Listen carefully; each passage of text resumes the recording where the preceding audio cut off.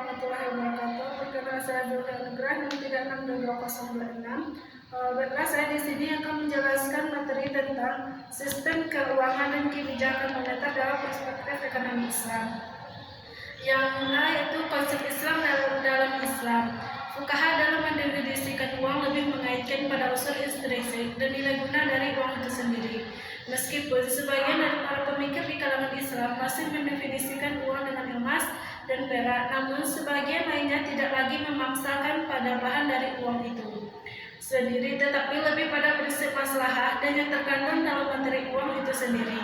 Uang dalam bahasa Arab dikenal dengan kata al-nuqud atau bentuk jamak dari naqdan yang memiliki arti melalui kontan atau cash.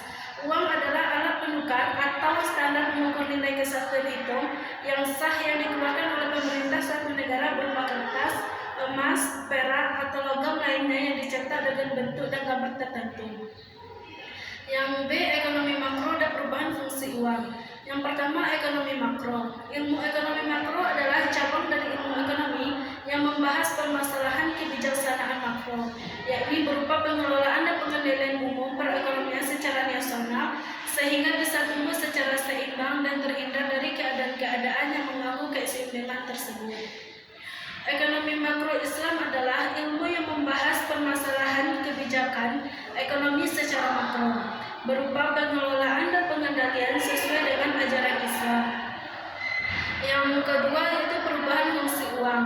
Perkembangan teknologi ikut merubah jenis uang yang beredar dalam masyarakat. Salah satu faktor perubahan jenis tersebut ialah kompleksnya transaksi yang dilakukan oleh masyarakat. Masing-masing fungsi tersebut dapat dirincikan sebagai berikut. Yang pertama, uang sebagai media pertukaran. Yang kedua, uang sebagai satuan hitung. Dan yang ketiga yaitu uang sebagai alat penyimpanan nilai. Yang keempat, uang sebagai standar pembayaran tunda.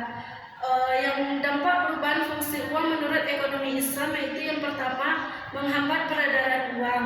Yang kedua, merusak stabilitas uang. Yang ketiga, menjadikan uang sebagai komoditi. Yang ketiga, time value of money as economic value of time. Time value of money dalam pandangan hukum Islam persoalan riba sebetulnya sangat berkaitan dengan masalah uang. Yang C, time value of money as economic value of time.